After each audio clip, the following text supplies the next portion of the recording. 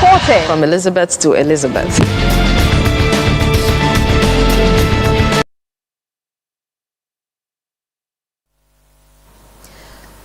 Many thanks for joining us on Business this morning, and right about now we will be going straight into our focus for today, and we'll be talking about real estate ecosystem in Nigeria, and we are going to be weighing into the challenges and prospects of that sector in the country. And I am not going to be doing this alone. I do have special guests. My guest is here with me on set, and his name is Gbenga Adigun. He is a real estate developer and also CEO, Riba Perfecta Limited.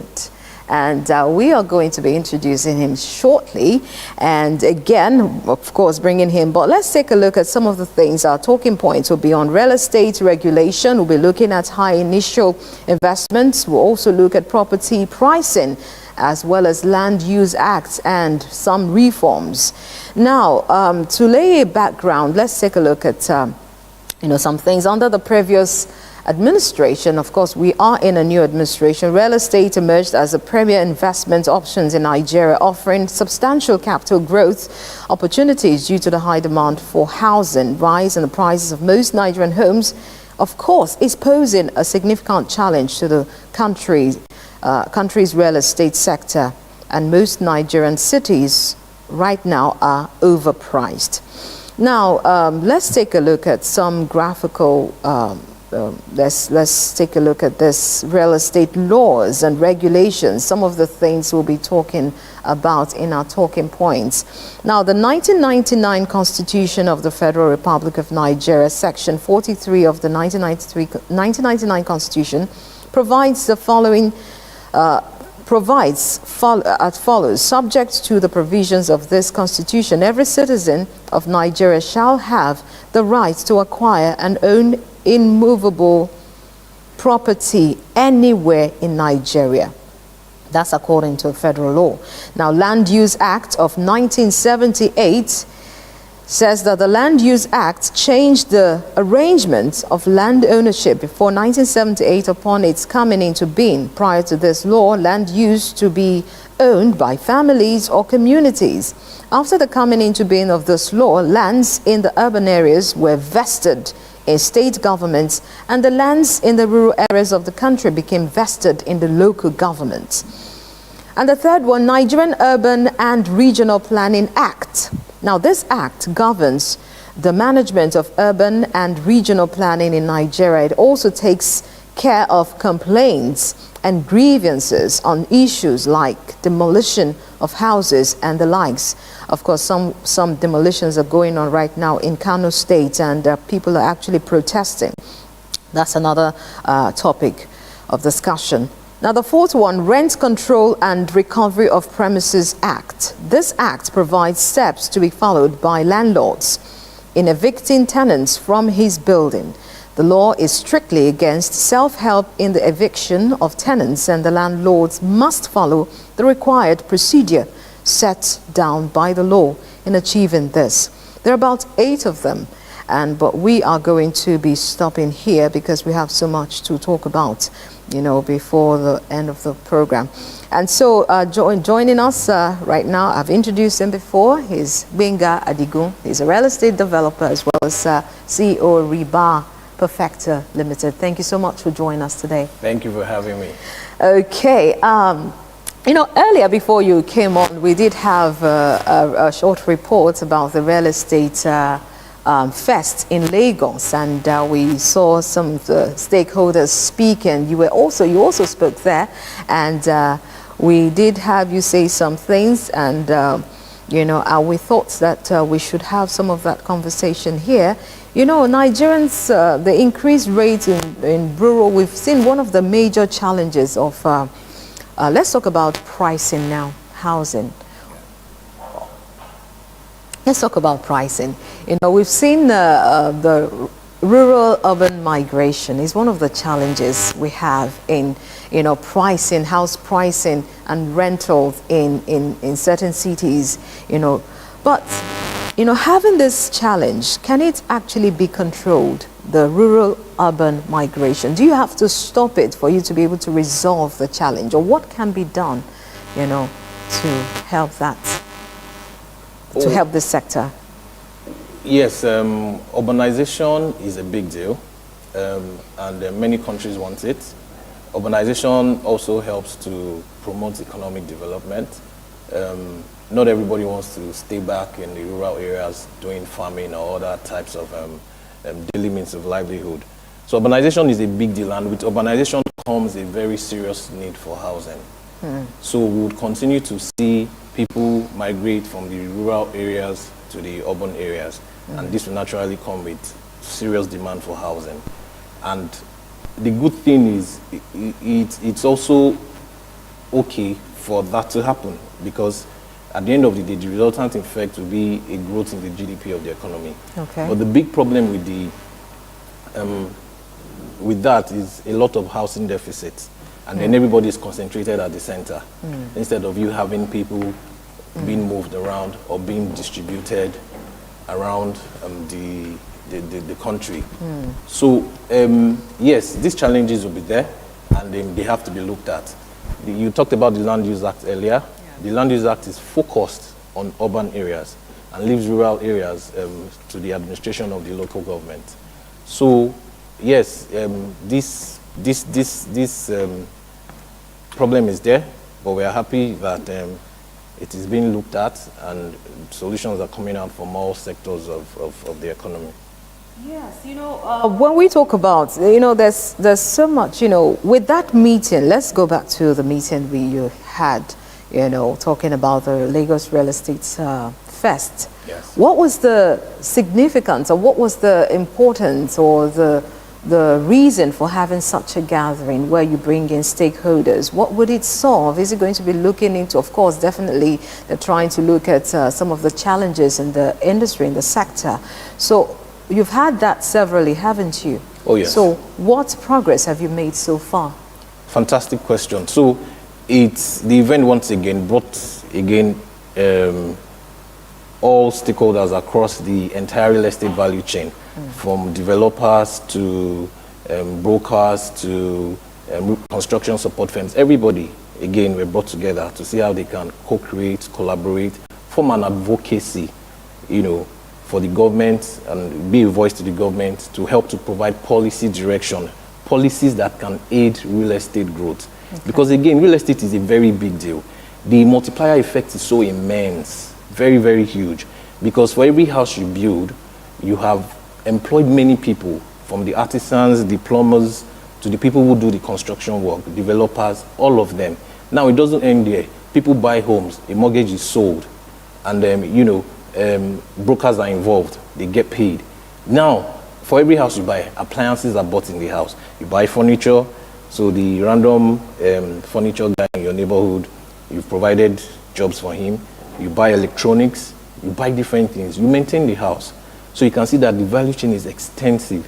Now, when we come together like this every year to meet and discuss these things, the point is we look at where have we been. For example, depending on the statistics you look at, Nigeria has a housing deficit of 22 to 28 million homes, depending on the source you want to take. Some people are even quoting as high as 30 million homes. Yes, I've deficit. seen that, yes. Oh, yeah. So we come together and say, what can we do to move forward? How can we leapfrog or close this very serious deficit? So what are the reforms to be made? How can you make housing cheaper? How can you build houses faster?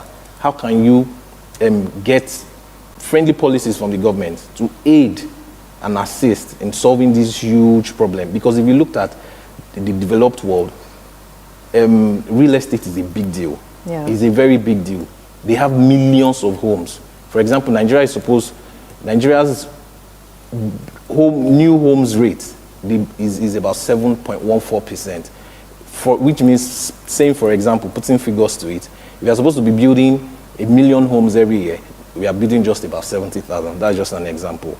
So we are far behind. So it means a lot has to come into play, from funding to policies to the rest of it, to aid in accelerating the growth of, you know, expanding the real estate base. And Nigeria also very quickly has the least home ownership rate one of the least in the world, about 25%, which means just a very few people own many of the homes. If you compare it to countries, even in fellow Africa, you're talking about South Africa, it's about 80%, which means it's distributed. Almost everybody can own their homes.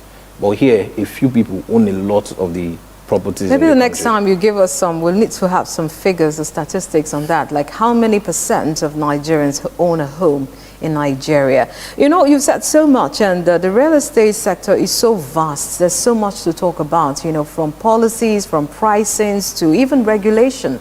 And so you mentioned, you know, there were a lot of several things you mentioned that I want to take on, you know, but, you know, there's so much. I think we're going to have another, we're definitely, most definitely going to have this conversation again.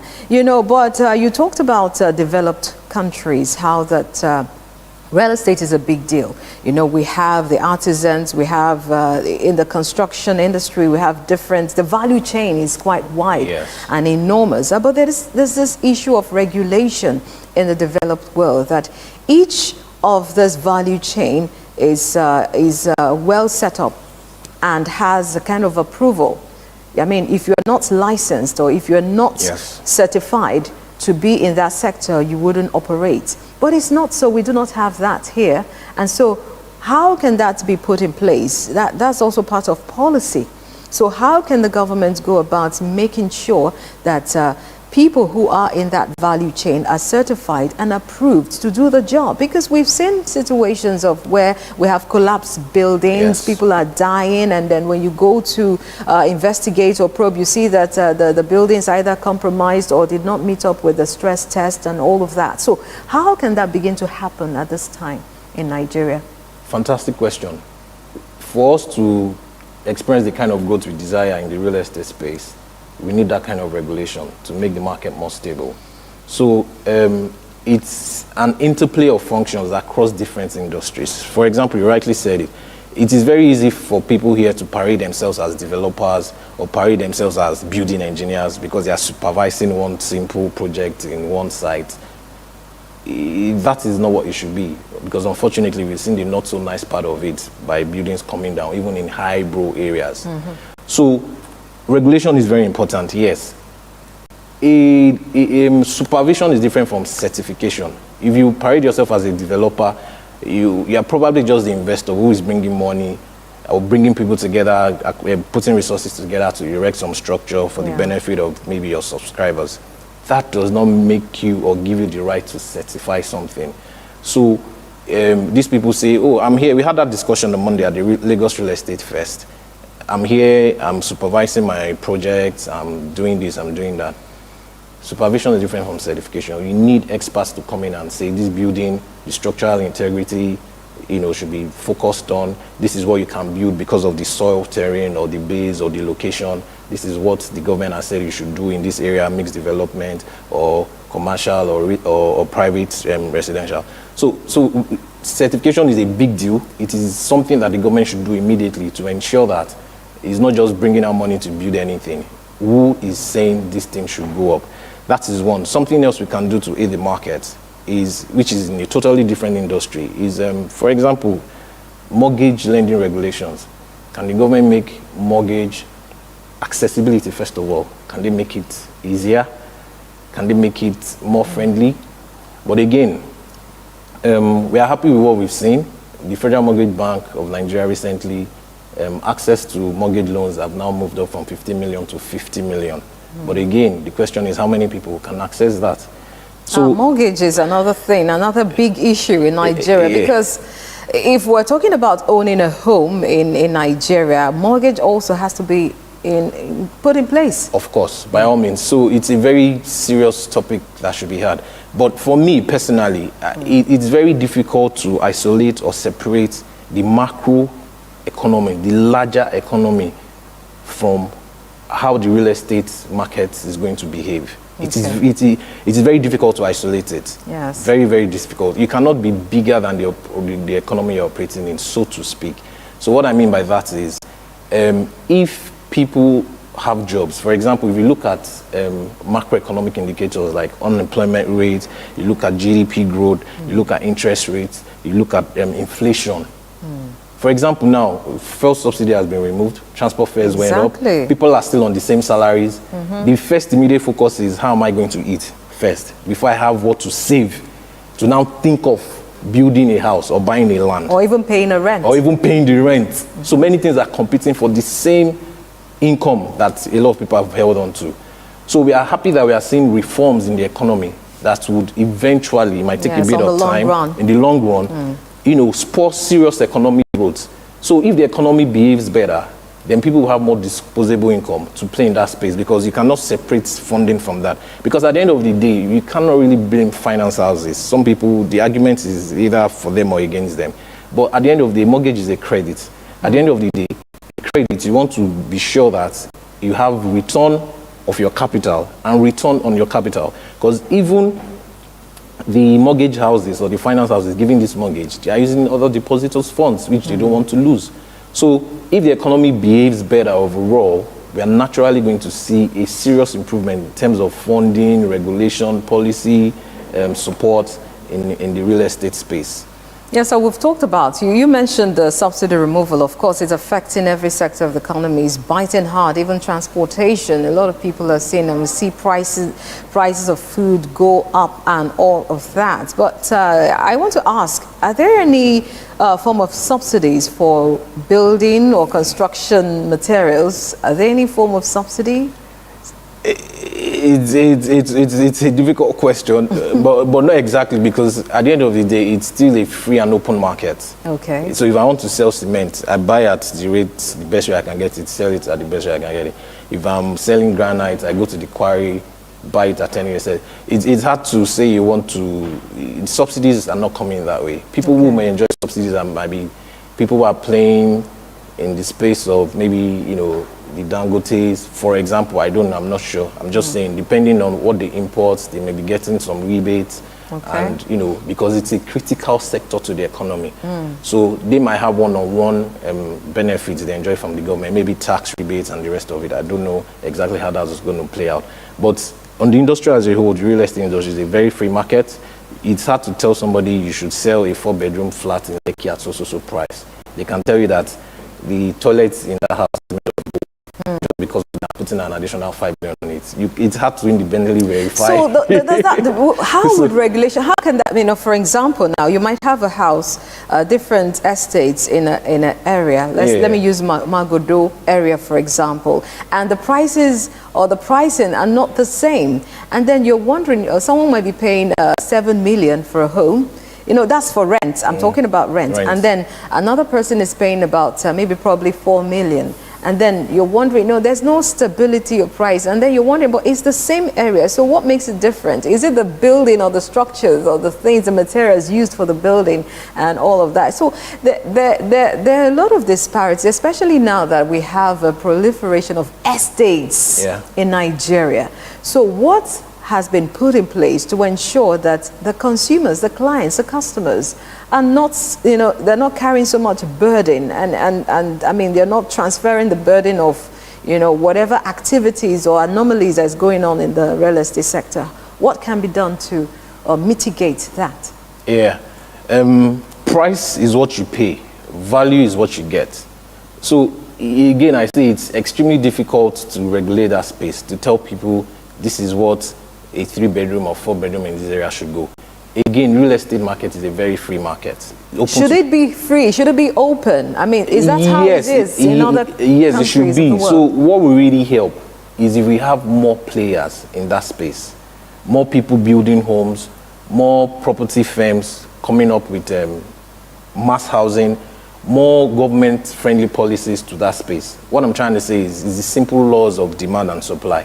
If we have a lot more options to choose from, and you who have worked hard to build a house, you're expecting to get rental income from it, for example, as your retirement plan, you would rather get a 5 million than insisting on getting a 7 million rent, because your neighbors own a 7 million. If you put it on 7 million and nobody's coming to rent it in 6 months, 1 year, you know that as a retiree, you have to eat and survive. You will drop it down a bit.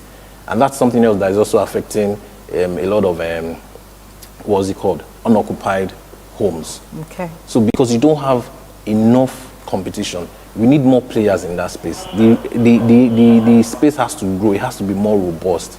If you have millions of homes, for example, if you hear all these reports from the developed world, it's an economic indicator of its own.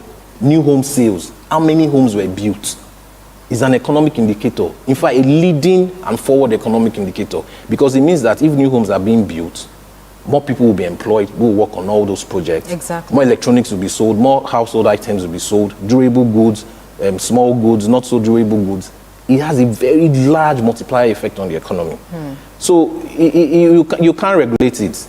It's difficult to say, if I'm a landlord, if I say I built with the strongest cement, or I imported the cement I use in building this house, my recovery rate to even cover the capital of my project will take maybe 20 years. And the next guy says, you can't say this is what he should rent his house. Even the government, it's hard. The only way to force that is competition by increasing the supply of real estate. Okay. If it's massive, if it's abundant, and home renters or home buyers have a lot of options to choose from, then it becomes easier to start talking about the rate. So it's supply and demand that will fit it. But for now, the infrastructure deficit is immense, it is huge. So the people who are fortunate to be playing in that space may still be the ones to be controlling. It might still be a market for the sellers for now. For now. So we are hoping that things will get better. So in addressing the issue of having more players into the space, what would be the role of the government, in ensuring that this deficit, this gap is filled? I don't know if you're expecting only private sectors to come in and fill in that space, or should the government have a role also to play in this? Fantastic question. We talked about this on Monday. So again, the government should lead. How should the government lead? When it comes to real estate, the government should lead. Just lead with infrastructure. That's all. Build roads, give access, build simple other things like malls, build a few other things, and people will naturally go in that direction. But unfortunately, everything is in the center. Ikoivi, Aileki, all the big offices are there, everything is there. Now we are seeing the effect of the new refinery in the Bejuleki space, the deep sea port, the airport. Is going to decongest and take away some of the traffic from the island. The government has a big role to play. Public-private partnership is another one. Can the government look at things like giving big-name, well-known, trusted developers maybe land in some area, free, for example, free of charge? Yeah. Or say, okay, don't pay taxes for this number of years. Build these homes on the maybe, for example, rent-to-own schemes. Go somewhere far. Take a few people away from the center. In the morning, you see the whole traffic, largely from the mainland to the island. In the evening, is the reverse. Everybody is going to the same place. The next business district, maybe say Ikeja, people from all over Lagos. Can you have more Ikejas, more Ikoyis, more VIs in places like Ekpe, in Badagry, and all these other places? They have a big role to play, but it has to be infrastructure-led. Infrastructure spending, we are hearing, based on the estimates you look at, is as high as over $100 billion. And some people are saying the government has to spend $20 to $30 billion every year for the next 20 years to meet up to where we want to be. What is infrastructure spending? The basic things, roads, rail, seaports, airports, all these things.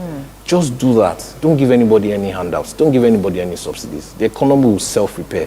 People will look for what to do. It will grow itself. By itself. It's like a self-healing organism. Infrastructure, just do it. Same old infrastructure. And at the end of the day, it boils down to simple concrete. Just mix more concrete and build all these things. It is just that simple. And then everything will just explode. Okay, now you talked about Land Use Act. Let's go to, Land Use Act. A lot of people, they may have been hearing Land Use Act and may not really know what it entails. Let's take a look at what Land Use Act is. I have a graphical representation on that. The Land Use Act was promulgated on 29th of March 1978 by former President Olusegun Obasanjo. Takes credit for being the man who made the Land Use Act an integral part of the Constitution of the Federal Republic of Nigeria during the military regime, before he eventually handed over to Shehu Shagari-led federal government. Now, Land Use Act borders majorly on ownership rights. If you acquired land or a land without a certificate of occupancy, which is CFO, then the land is not yours. All you have is a lease. And there are also objectives of the Land Use Act. Let's take a look at that also. The effect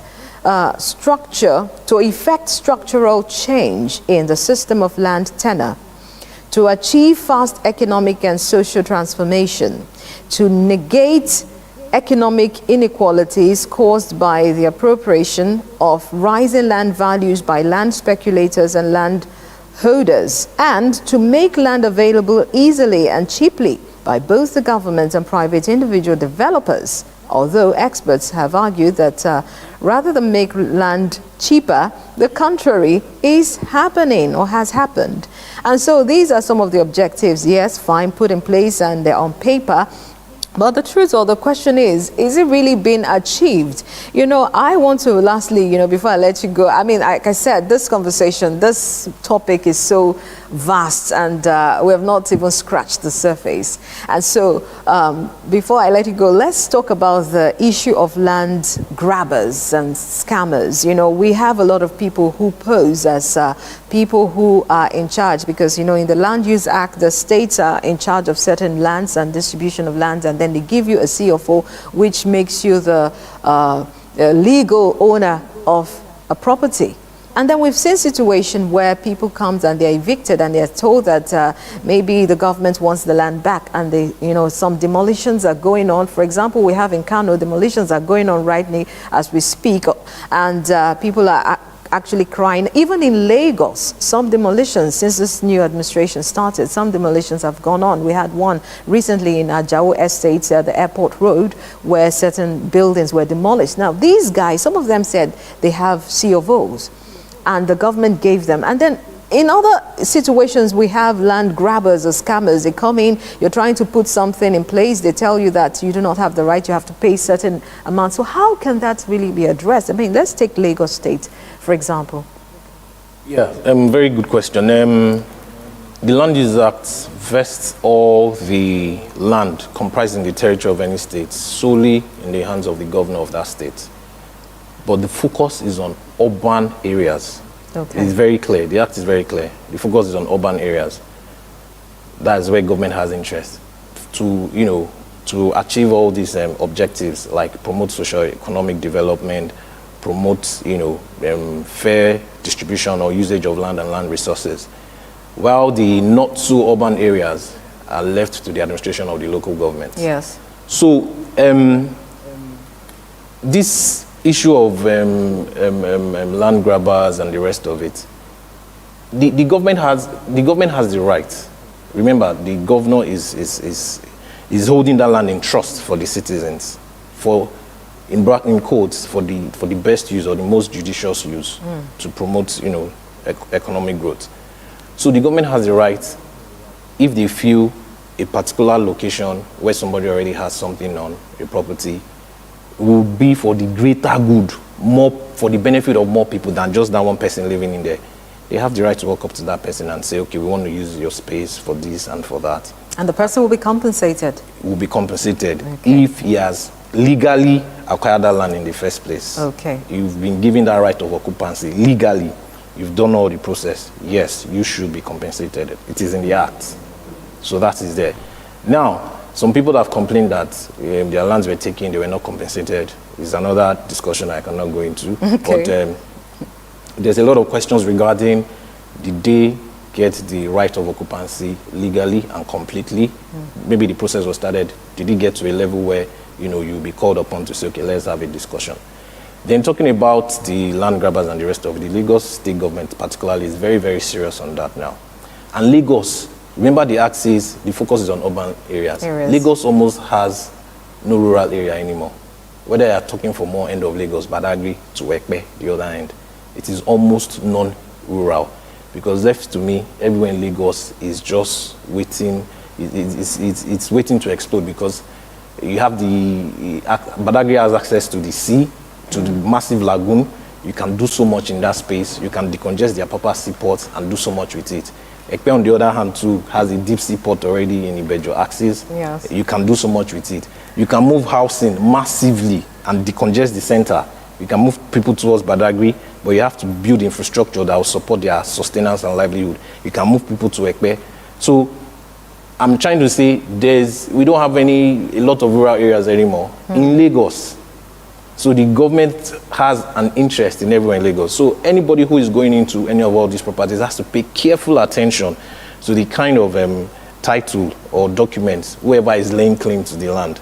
You have to be extremely sure that the government has no plan in the near future for that place before you go into such investments. For land grabbers, I don't want to talk about it too much. We know the Lagos State government is very serious about it. Any people or anybody who is doing anything funny, they are quickly picked up and, they are having serious discussions. So yes, we hope that the government will continue to make judicious use of the land for the greater good of the populace. It's been a wonderful conversation. Most definitely we're going to extend this conversation, but for now we just have to let you go because we are running out of time. It's been good and very insightful, having this conversation with you. Thank you so much for coming. Thank you very much. Okay, and that is Gbenga Adigun, real estate developer in Nigeria, in Lagos precisely. He's also the CEO, Riba Perfecta Limited, and we are going to have him some other time as well as other stakeholders to have this conversation because the real estate sector is very, very huge. There's so much to talk about that a lot of things need to be addressed, and we are going to be doing justice to that. But for now, let's go on this quick break, and when we return, This Morning continues. Thank you. Economy is the heartbeat of any nation.